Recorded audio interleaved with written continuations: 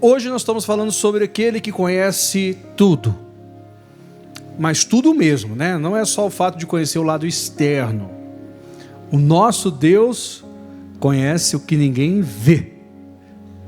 O que todos nós aqui não conseguimos ver, que Deus consegue ver, gente? Vocês estão rápido, hein? Coração. Ele é o conhecedor do coração. Mas antes de eu começar a falar sobre o conhecedor do coração, vamos para Apocalipse 21, rapidinho. Deus conhece o coração. Ele não vai colocar o seu nome numa coluna se a sua vida não está alicerçada. Você vai entender isso já. Pessoal de casa, bastante atenção. Deus não vai colocar o seu nome numa coluna para sustentar uma casa se a sua vida não está alicerçada nele. Vamos entender isso aqui? Apocalipse 21, 14. Isso aqui é a visão da Nova Jerusalém, da nossa cidade santa, a nossa morada oficial, que diz assim: e o muro da cidade tinha 12 fundamentos, e neles os nomes dos 12 apóstolos do Cordeiro. Então, na nova cidade santa, 12 fundamentos foram colocados, 12 colunas. E aqui João trouxe a visão que Deus deu a ele, que nessas 12 colunas estavam o nome dos 12 apóstolos. Se nós fôssemos só parar por aqui, rapidinho você vai lembrar de parte deles, pelo menos, aquela coisa toda. Mas nós sabemos que, originalmente, de 12, só 11 ficou. Então, se são 12 colunas, precisa de 12 pessoas. Judas, sabemos que as suas atitudes o condenou à perdição eterna, tanto que ele é chamado do filho da perdição. Então não houve salvação. Não há o que questionar, só de entender e aceitar o que Deus fez e a forma como que aconteceu. Porém, foi Judas substituído, e foi substituído por alguém que Deus escolheu pelo coração. Então, não deixe de entender isso, viu, pessoal? Vamos trazer isso para a nossa realidade, família, casamento, lar, aquela coisa toda que a gente sempre comenta, importante. Nós somos colunas da nossa casa, isso tem que ser um fato. Agora, se estamos alicerçados para alicerçar, é outra coisa. E o foco é que vocês todos estejam prontos a sustentar toda a sua casa para jamais desabar, né? Porque são colunas. Livro de Atos, vamos entender isso mais a fundo. Capítulo 1.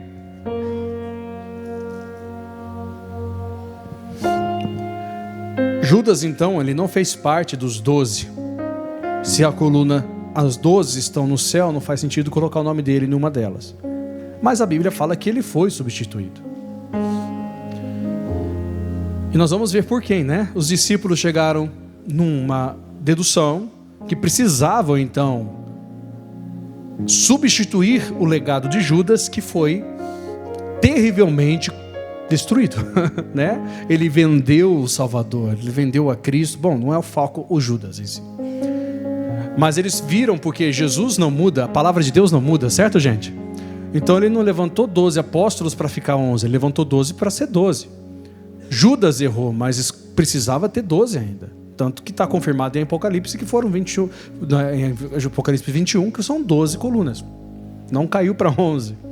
Então nós vamos ver isso aqui. Então ele foi substituído. E como que ele foi? Que eu acho que para nós, eu falo acho que é a minha opinião, mas é uma verdade. Foi de uma forma especial. Foi de uma forma profunda. E que vale muito, né, gente, para todos. Vamos entender isso aqui.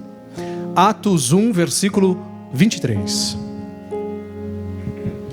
Olha só, povo amado. Como que Jesus cuida da gente, né? E apresentaram 2 para substituir o Judas, tá?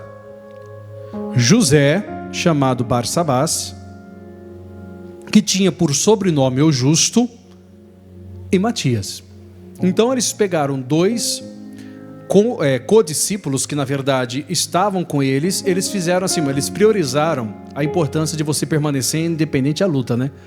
Eles priorizaram os que estavam desde o batismo de Jesus com João Batista. Eles não pegaram assim aqueles que entraram pós, e sim aqueles que estavam há mais tempo. Deus tem honra para quem está muito tempo esperando. Ele vai fazer isso, fica firme. E aí ele foi, e eles escolheram, só tinham dois, o José e o Matias. Aí vem o versículo 24, que é onde a gente vai entender mais, tá? E orando disseram, você vê que é uma oração, gente. Tu, Senhor, conhecedor do que, gente? Do coração de quem? De todos. Alguém está vendo meu coraçãozinho bater aqui? E não só bater, não é o meu órgão não, tá? É o meu verdadeiro eu, o meu espírito. Ninguém aqui está vendo, mas quem que está vendo? Quem que está vendo o seu? E só agora à noite, no culto? Todo dia. Sabia que você está lutando por pessoas que não querem você dentro do coração dela? Como que eu posso afirmar isso? Eu não posso, só imagino, porque Deus conhece. Mas isso não muda o fato de que você pode continuar lutando, porque Deus pode colocar dentro do coração de quem que Ele quer, da forma que Ele bem entender. Claro que a pessoa vai ter que deixar, né? Mas dá para entender que olhando esse versículo, nós sabemos que quem realmente conhece tudo, sabendo disso por vários outros versículos que a gente vai até ver aqui, é Deus, gente. Só que Ele conhece a ponto de saber saber se o seu coração está ou não estruturado. E quando a gente se pega muitas vezes, nós nos enganamos, nós dizemos, eu estou pronto, e na verdade não estamos. E muitas vezes a gente diz, pai, eu não estou pronto, e na verdade a gente está. Porque Ele é o único que conhece o seu coração. Então os discípulos, é muito bonito isso, eu acho muito bonito pelo fato de que, olha a oração deles, né? Senhor, conhecedor do coração de todos. Nós temos duas opções aqui, 50% para cada. Ninguém é melhor do que ninguém, mas o Senhor conhece o coração de todos. Interessante. Traz isso para a vida, em qualquer área, que sua vida vai ser muito mais fácil daqui em diante. Isso eu posso lhe afirmar. Aí diz aqui, mostra qual destes dois tem escolhido. De dois é só um, só tem uma vaga, né? Só tem uma coluna que precisa ser colocado o nome. Para que tome parte deste ministério e apostolado, de que Judas se desviou para ir para o seu próprio lugar. E aí o versículo 26, e lançando-lhe sorte, é como virar a garrafa, tá, gente? Mais ou menos assim para você entender. Caiu a sorte sobre Matias. E aí diz assim, e por voto comum, sem que ninguém discordasse, foi contado com os 11 apóstolos. Quem que espera coisas grandes da parte de Deus aqui? Gente, imagina o seu nome está seu nome está numa das 12 colunas da Nova Jerusalém para a eternidade. Lógico que não vai ser o nosso caso, né? Que já está lá.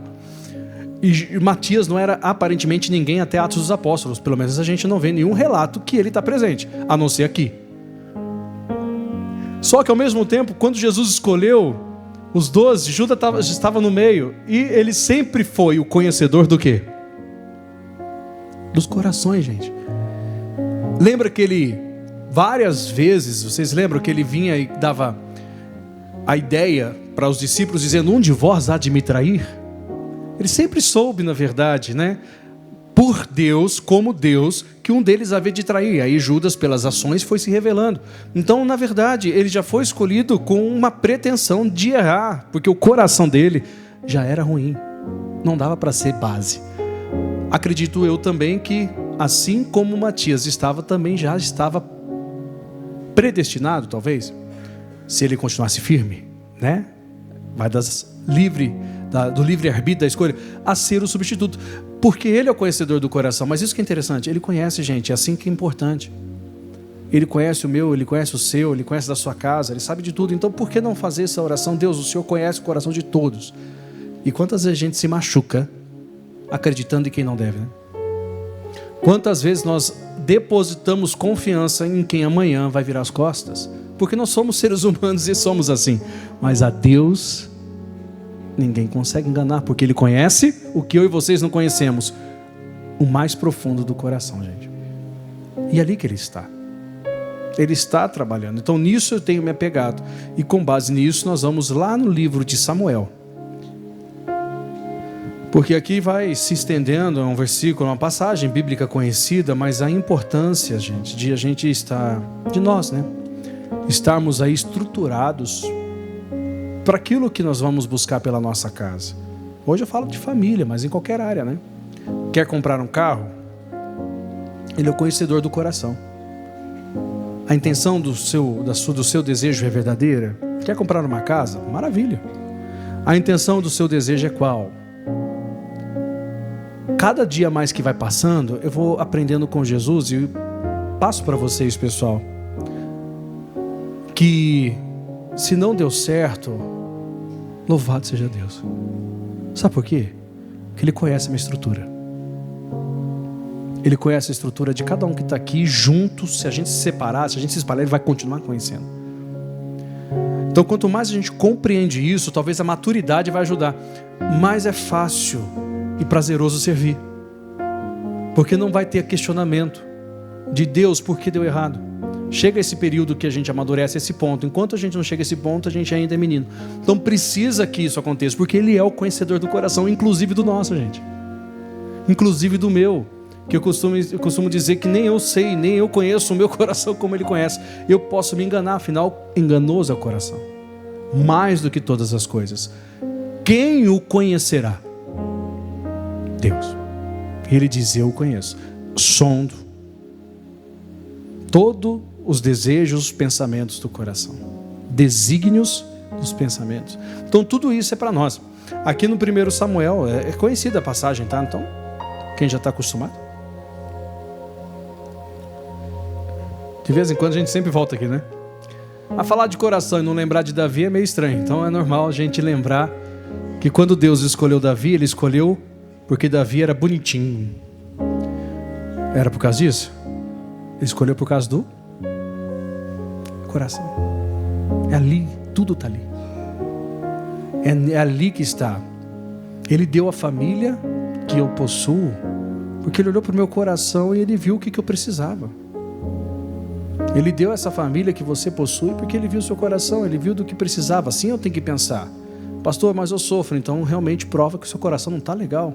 Poderia estar bom. E aí eu lhe pergunto, por que não está bom? Algumas pessoas podem ter lhe ferido de verdade, eu sei. E o coração se machucou, não foi? E agora? Ele conhece se está ou não sangrando, ainda que não seja físico. Mas o campo espiritual é muito profundo. Ele também conhece o porquê as coisas não andam como que muitos de nós gostaríamos, porque afinal, quem que não quer ser feliz, né, gente? Mas não tem que ser a felicidade a maneira nossa, tem que ser a maneira dele, porque Ele conhece o coração de todo mundo. Ele conhece o coração de quem quer fazer uma sociedade com você. Ele sabe se essa pessoa amanhã vai virar as costas e trair. Quanto mais as pessoas se distanciam, mesmo usando o nome de Jesus, pessoal, muito ainda é o risco de elas se decepcionarem. Precisa estar próximo de quem conhece tudo e todos. 1 Samuel capítulo 16. História conhecidíssima. Deus então rejeita Saul como rei, mas ainda não tira da posição, hein? E coloca Davi então no plano dele para então ser o sucessor. Bom, não foi tão simples no começo, nem no meio, mas a partir do meio em diante que começou, né? A dar certo. Mas o que acontece? Ele dá uma ordem para o então profeta da época, mor e juiz. Mas agora era mais profeta, né? Já tinha rei.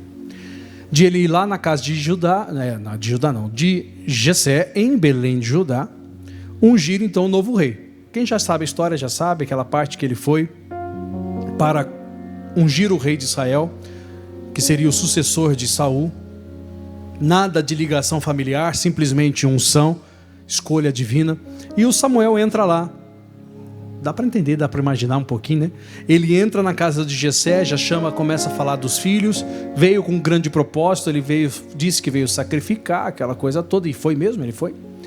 Só que ele também veio para ungir após o sacrifício, aquela coisa toda, bonita. E aí diz aqui no versículo 7, quando ele estava diante de Eliabe, o primogênito, um grande momento da história. E ele pensou que Eliabe era o homem e disse que realmente estava diante dele o ungido. No versículo 7 diz assim: porém o Senhor disse a Samuel: Então o Senhor disse à igreja de Ribeirão Preto, a quem está assistindo: será que estamos prontos para ouvir isso? Simplesmente a gente vai deixar passar. Creio que estamos prontos, né? Não atentes para o que, pessoal? A sua aparência. Já completa daqui a pouco, tá? Nem para a altura da sua estatura, porque eu tenho rejeitado.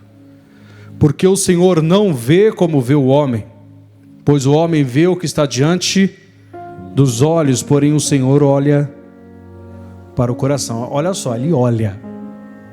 Ele não só conhece, então ele está vendo. Aqui ele começa dizendo: o Senhor não olha para a aparência. Uma vez eu vi uma pregação voltada para outra área, mas o pregador da nossa igreja, ele disse assim: cuidado, deu um alerta para a igreja, e eu estava assistindo na TV, e eu repasso para vocês, e eu digo: cuidado, o que agrada os teus olhos pode machucar o seu coração. A gente não sabe. Por isso que tem que ser muito além do que a gente vê, porque nós devemos estar tão ligados a Deus, mas de forma bem íntima, que nós vamos saber que realmente o que está agradando não é a aparência, e sim o coração, porque Deus, ele conhece o porvir, pessoal. Ele conhece o que vai acontecer, as atitudes que as pessoas vão tomar, como Jesus dizia de Judas: um de vós há de me trair. Não tinha traído ainda, mas há de me trair. Que certeza era essa? Segredo do coração que só o Pai sabia, né? Então nós precisamos ter essa sensibilidade. Cuidado com as aparências, já sabemos disso, porque elas enganam, mas a Deus ninguém engana. E nós somos de Deus ou não? Somos, então nós temos uma vantagem, porque nós vamos começar a entender como Deus vê, e isso vai ajudar na nossa decisão, de como tratar cada situação e cada pessoa que estiver à nossa volta, dentro da nossa casa ou fora, no nosso dia a dia, no meio de uma sociedade toda. Precisamos compreender isso, porque Ele é o único, sem exagero, gente, que conhece o coração. Ele é o único.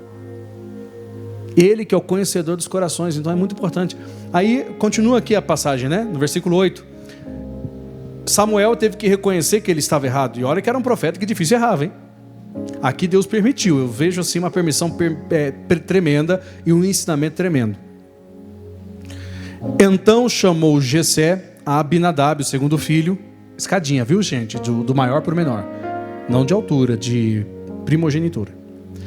Então chamou Jessé a Abinadab e o fez passar diante de Samuel, o qual disse: nem a este tem escolhido o Senhor. Todas as respostas têm vindo assim: Deus não escolheu. Imagina se a gente pudesse ver isso, né, gente? Quando vai decidir com quem vai se casar, quando que vai decidir como que vai acontecer. Olha, eu fico até um pouco preocupado. Fala isso aqui de forma bem neutra, por favor, viu, gente? Pelo amor de Deus. Que às vezes Deus já te deu a oportunidade, você que está esperando alguém, de casar com alguém, e você disse não, porque desagradou seus olhos. Quantas pessoas podem hoje estar, pessoal, esperando alguém que já chegou e não viram? Que loucura, não é não? Sabe que isso o potencial disso é alto, né? É coisa séria. Eu falava isso uma vez, esse casal que eu vou comentar agora, se estiver assistindo, que Deus abençoe, é a pastora Rejane e o nosso obreiro Vanderlei. Foram meus obreiros, ela foi meu auxiliar. Gente, esse casal, isso aconteceu em 2000, casaram antes de mim um pouquinho ainda. Deus me permitiu fazer o casamento deles. Esse irmão Vanderlei, eu falo assim porque é um testemunho. Ele gostava muito dela. Ele era obreiro da nossa igreja, ela era pastor auxiliar, São Caetano. E aí, ele era aquele de oração, sabe? E ela era aquela durona. Não quero, sabe? Aquela coisa que batia de frente mesmo. Que ela falou assim: não, eu quero casar com uma pessoa com poder aquisitivo. O que é esse obreiro, que não sei o quê? Mais ou menos assim, né? Eu lembro mais ou menos. E só que Deus sempre me usou nessa área, mesmo mais novo e tudo mais, me usou bastante, graças a Deus por isso. E eu comecei a fazer campanha, e eu falava para ele: irmão, fica firme. Né? A gente conversava, tal, tinha liberdade. Aí ele começou a fazer campanha, fiz a campanha da queda das muralhas. Depois eu fiz a campanha de passar pela porta. Ele falou assim que foi fazendo em prol do relacionamento deles. Só que ela não queria nada com ele. Eu lembro que uma vez eu estava pregando e ele estava participando dos cultos, e ela também, como parte da obra de Deus, né, na verdade. Aí eu comentei, fui atrás, tinha uma cruz, né? Era perto da Sexta-feira da Paixão, tinha uma cruz no altar. Eu fui atrás da cruz e falei bem assim, falei, irmã, ou irmão, né?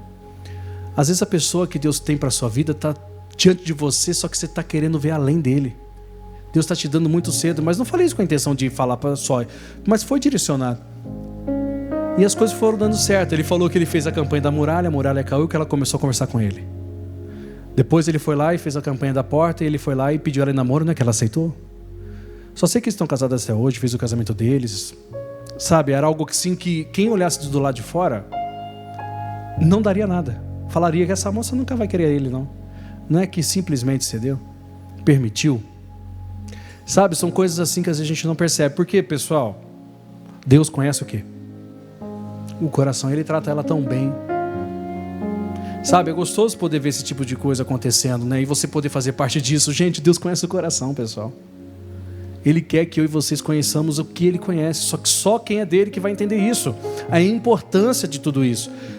Vai sendo colocado diante da gente muita gente que não é, mas um dia vai sendo colocado vai ser colocado pessoas que são. E aí que a gente tem que estar ligado. Aquilo que Deus vai dizer é esse. Não é o que você queria, mas é o que eu quero. E é nisso que nós temos que nos apegar. São duas escolhas: José o justo ou Matias. Deus, o Senhor que conhece o coração. Talvez o José o justo, só uma simulação, tá? Só uma ideia. Pode ser mais gente boa, mas se o Senhor escolheu Matias, eu quero a escolha de Deus, gente. Ele conhece o que está por vir, nós só conhecemos o que está acontecendo. É nisso que a gente tem que se apegar. Então desperta para algumas coisas, o que o Espírito fala, só Ele para dizer. No versículo seguinte, 9. Então Jessé fez passar a Samá, porém disse, tão pouco a este tem escolhido o Senhor. Eu falo que Samá é o desprezadão, né? Isso aí não dá nem... Isso aí é muito menos. Aí passou mais 4. Gente, 7. Vamos ler aqui. Assim fez passar Jessé os seus 7 filhos diante de Samuel, porém Samuel disse a Jessé, o Senhor não tem escolhido? Isso. Imagina o pessoal ouvir isso. Deus não te escolheu. Olha só que louca. Coisa louca assim de ouvir. Mas Samuel tinha que dar o recado, afinal ele foi com propósito. No versículo seguinte, disse mais Samuel a Jessé, acabaram-se os jovens? E disse, ainda falta o menor. Eis que apacenta as ovelhas. Disse, pois, Samuel a Jessé, envia e manda-o chamar, porquanto não nos assentaremos em roda da mesa até que ele venha aqui. Vamos tentar entender mais assim na questão humana. Você recebe uma chamada divina de levantar o futuro rei de Israel. Você vai até o local que Deus diz, chega lá, bate na porta, sei lá se foi assim, recebe, é bem recebido, logo de cara vê o maior potencial humano, físico, e quando você dentro de si diz, é esse, Deus fala, não é não. Você não vê como eu vejo. Você está vendo e está se empolgando, né? Com aquilo que você está vendo, mas eu olho para onde? Para o coração. É ali que importa. Então tá bom, não é você. Segundo, terceiro, sétimo, ninguém. Imagina quando acabou o 7º, pessoal.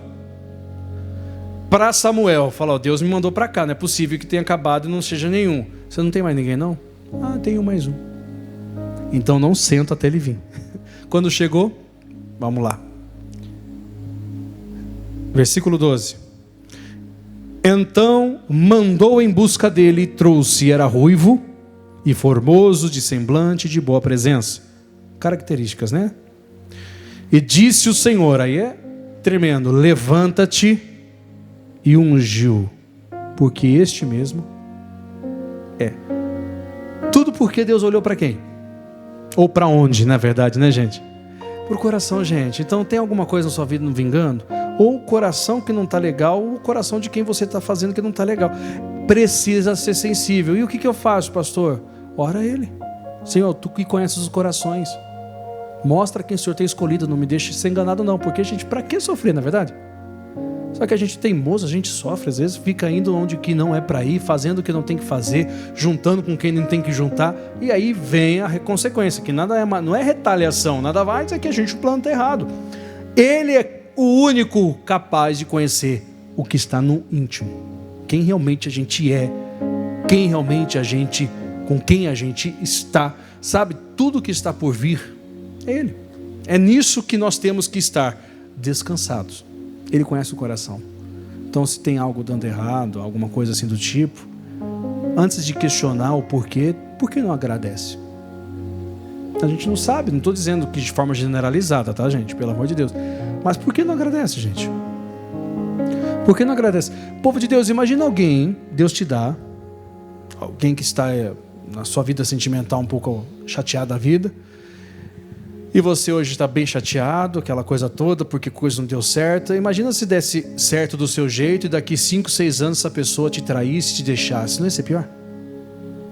Então não é melhor olhar agora para esse momento e dizer, Deus, obrigado. Porque Ele que conhece o coração, gente, a gente não conhece.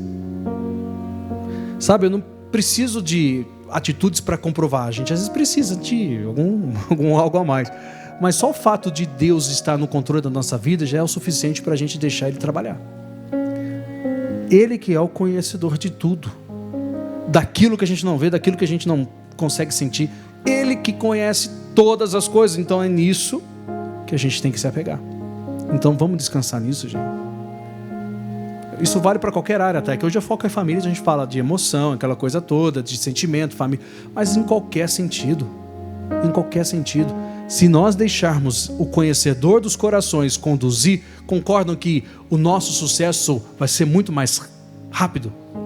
Porque afinal a gente vai tomar decisão conforme Ele está dizendo.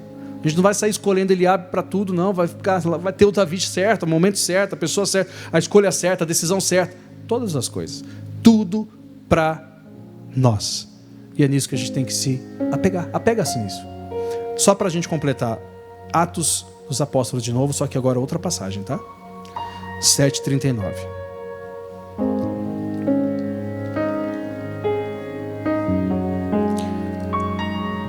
Essa mensagem, ela é uma pregação de Estevão. Atos 7:39. Nessa grande e linda pregação que ocorreu, chegou na parte do povo de Deus no Egito. Essa é uma mensagem até conhecida, né, gente? Quando a gente fala de coração, é muito conhecida. Mas essa mensagem, ela refere-se também ao povo que estava no deserto. E às vezes eles questionavam demais. Por que não fomos direto, aquela coisa toda? A própria Bíblia diz que Deus levou eles pelos caminhos mais longos. Pelo caminho mais longo, né, na verdade. Porque eles não estavam prontos para a guerra. Eles morreriam na guerra. Então teve que dar uma volta maior. Mas não é só por isso, não. No livro de Atos 7, versículo 39,